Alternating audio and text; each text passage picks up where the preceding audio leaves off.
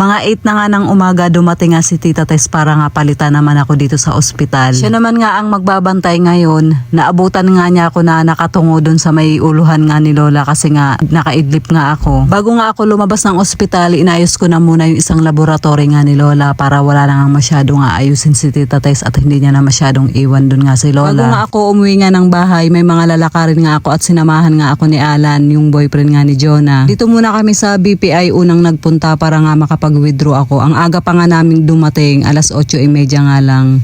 Kaya nag-antay pa kami ng kalahating oras kasi nga alas 9 yung bukas niya. Mabilis lang din naman ako natapos dito sa may bangko. Pagkatapos nga namin, dumiretso na kami papunta ng San Pedro para nga bumili ng mga gagamitin sa operasyon nga ni Lola. Nag-ambagan nga kami sa pagbili nga ng gamit. Nung nag-canvas nga kami dun sa may pharmacy na malapit nga sa ospital ng Muntinlupa, kung magkano nga yung magagastos namin sa mga gamit na pang-operasyon, aabot siya ng 10,000 mahigit. Kaya nakarating din kami dito sa may San Pedro kasi nga mura daw dito yung mga gamit sa operasyon, pati na rin nga yung mga gamot na ginagamit nga sa ospital. Si Rin na rin nga yung nagturo nga sa amin ito kasi nga nung na-CS nga siya nung nakaraan, dito nga sila bumili. Umabot din nga ng 8,000 yung binili nga namin dito. Then dito na rin nga kami nakabili ng antibiotic nga ni Lola na ginagamit nga niya sa araw-araw. Nilalagay nga yun sa swero. Sa mga magtatanong, ito nga po yung page nga nila. Ang antibiotic nga ni Lola na tag 1,000 nga dun mabibili sa may pharmacy, sa kanila nga ay 300 lang. Kaya nga sa kanila na nga kami bumibili at pinapalalamove na nga lang nga namin. Madali lang din naman hanapin yung store nga nila. Dito nga lang nga to sa may Red Ribbon. Sa may bungad nga lang nga to ng United. Pag-uwi nga namin, hindi pa namin dala yung mga gamit kasi ipapadala na nga lang nga sa ospital via lalamove. Pagkatapos nga namin maayos yung mga gagamitin nga ni Lola sa operasyon, bumalik na nga si Alan sa ospital para nga maihatid naman yung antibiotic na ginagamit naman ni Lola. Then ako naman nag-antay nga ako kay Geraldine dito sa bayan kasi nga magbabayad kami ng kuryente at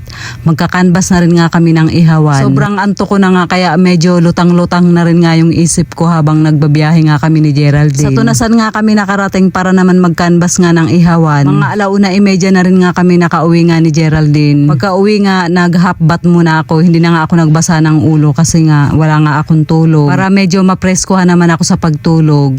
So yun na guys, hanggang dito na lang po yung ating video for today. Maraming salamat po sa inyong panonood. Mag-iingat po kayo palagi. God bless and babush!